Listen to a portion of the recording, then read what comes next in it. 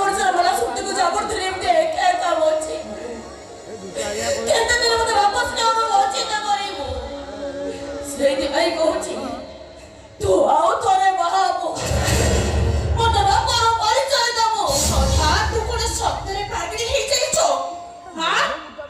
ଏ ବୟସରେ ମୁଁ ବାହା ହେବି ତତେ ବାପର ପରିଚୟ ଦେବି ବନ୍ଦ କର ସଦା ସେ ବାଜ୍ୟ କଥା ସବୁ ବନ୍ଦ କର ତ କାହିଁକି ବନ୍ଦ କରିବ ମୋ ସାଙ୍ଗ ଠିକ ଅଛି ମସି ତମେ ହିଁ ମୋ ବାପାଙ୍କୁ ବାହା ହବ ହେ ଭଗବାନ ଆରେ କାହିଁକି ତମେ ଦି ସାଙ୍ଗ ମିଶି ମତେ ସେ ପାପ ପଙ୍କରେ ଘାଣ୍ଟିବାକୁ ବାଧ୍ୟ କରୁଛ ଆରେ ତମେ ମାନେ ବୁଝୁନ କାହିଁକି ପ୍ରଭୁଦତ୍ତ ବାବୁ ମୋ ଭଗବାନ ସେ ମୋ ଅନ୍ନଦାତା 25 ବର୍ଷ ତାଙ୍କରି ଦୟାରେ ମୋଠି ଚାକରାଣୀ ହେଇ ପଡ଼ି ରହିଛି ଚାକରାଣୀ ହେଇ ଗୋଟେ ମାଲିକକୁ ବାହା ହେବି ତାଙ୍କ ସହିତ ସଂସାର କରିବି ପୁଣି ଝିଅ ଜଇଁ ନାତି ନାତୁଣୀ ଦେଖିବାର ପରିଣତ ବୟସରେ ଛି ଛି ଛି ଛି ଛି ଏକଥା ଭାବିବା ପାପ ନାଇଁ ରେ ମା ନାଇଁ ଖାଲି ପାପ ନୁହେଁ ମହା ପାପ ଆମେ ତମକୁ ସଂସାର କରିବା କଥା କହୁନୁ ମାମା ମୋ ତାର ସେ ଝିଅଟା ନୁହେଁ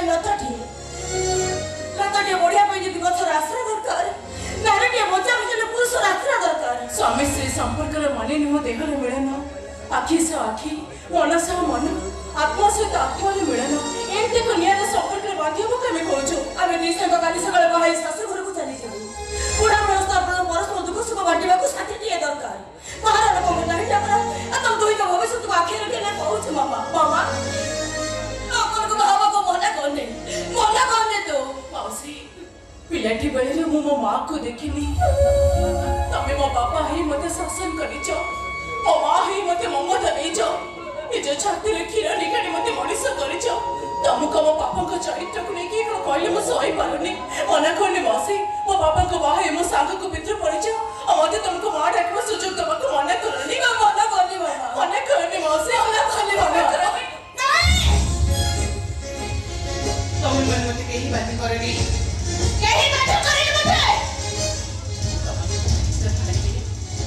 କିଛି ରଖିପାରିବେନି ଜନ୍ମ ଦେଇ ମାମାଟା ମରିଗଲା ମାର ମମତା କଣ ମୁଁ ଜାଣିନି ମା ଶବ୍ଦଟା ମୋ ପାଟିରେ ପଶେନି ପ୍ରତିବର୍ଷ ମ୍ୟାରେଜ ଆନିଭର୍ସରୀ ସେଲିବ୍ରେଟ କରି ଆମକୁ ଫଟୋ ପାଖରେ ତମେ କ୍ୟାଣ୍ଡେଲ ଚଳାଅ ହାପି ଆନିଭର୍ସରୀ ଟୁ ୟୁ କହି ମୁଁ ତମକୁ ୱିଶ କରେ ତମକୁ ଖୁସି କରିବାକୁ ପରେ ମୁଁ ହସୁଥିଲେ ବି ଭିତରେ ମୋ ଅନ୍ତରାତ୍ମାଟା କହେ ସେ ଫଟୋ ପାଖରେ ତ ମାମାର ସ୍ମୃତି କି ମନେ ପକେଇ ଆରେ ମୋ ମନଟା ବୁଝିଲା ପର୍ଯ୍ୟନ୍ତ ମୁଁ କାନ୍ଦେ ତମେ ସିନା ମାମାର ସ୍ମୃତିରେ ସାରା ଜୀବନଟା କଟେଇ ଦବ ହେଲେ ମୁଁ ବଞ୍ଚିବି କେମିତି କେବେ ଚିନ୍ତା କରିଛ ମୋ କଥା କେବେ ଭାବି ଦେଖିଛ ମୋ ହସ ଖୁସି ବାଟରେ ଗଲାବେଳେ ସମସ୍ତେ ମତେ ଆଙ୍ଗୁଠି ଦେଖି କହୁଛନ୍ତି ମୁଁ ଗୋଟେ ଜନ୍ମ ହଉ ମାଆକୁ ଖାଇଛି ମୋ ବାପା ଗୋଟେ ଚରିତ୍ର ତୁଳସୀ ମାସକୁ ସତେ ତାଙ୍କ ବାପା ସମ୍ପର୍କ ଅଛି ସମୟ ବାଜ୍ୟ କଥା ସବୁ ବନ୍ଦ କର ଆରେ ତା ନହେଲେ ସଂସାର ଧର୍ମ ଉଠିଯିବ ଆରେ ସୂର୍ଯ୍ୟ ଚନ୍ଦ୍ର ଆଉ ଆଲୋକ ଦେବେନି ଏ ପୃଥିବୀକୁ ଅନ୍ଧକାର ମାଡ଼ି ଆସିବ ଆରେ ମୋ ସାଙ୍ଗର କଙ୍କାଳ ସବୁ ବିଦ୍ରୁପ କରିବେ ସେ କଥା ଆସିଲା ମୁଁ ଜାଣିଛି ହେଲେ ବାହାର ଲୋକ ତ ଜାଣିନାହାନ୍ତି ଆରେ କେହି ନ ଜାଣନ୍ତୁ କଥା ହେଲେ ମୁଁ ଠିକ ଜାଣିଛି ତୁଳସୀ କଣ ଆଉ ତ ଚରିତ୍ର କଣ ତୁଳସୀ ଅପବିତ୍ର ବୋଲି ସ୍ୱୟଂ ଜଗନ୍ନାଥ କହିଲେ ବି ମୁଁ ସେ କଥାକୁ ଜମା ବିଶ୍ୱାସ କରିପାରିବିନି ନ ନେବ ଏଇ ମୁଁ ତ ବିଶ୍ୱାସ ତୁ ବାପାକୁ ତୁ ସନ୍ଦେହ କରୁଛୁ ଡକ୍ଟର ପ୍ରଭୁଦେବ ପାଠୋସ କିନ୍ତୁ ଚରିତ୍ରହୀନ ବୋଲି କହିପାରୁଛୁ ତାହେଲେ ମାମା ମରିବାର 25 ବର୍ଷ ହେଇଗଲା ତମେ ଏ ପର୍ଯ୍ୟନ୍ତ ସେକେଣ୍ଡ ମ୍ୟାରେଜ କରିନ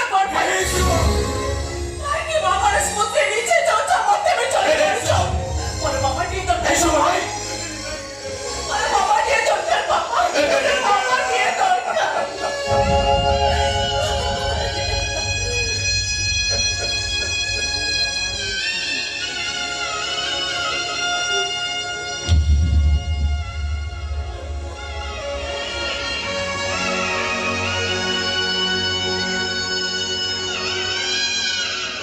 ତାମାନେ ତୁ କହୁଛୁ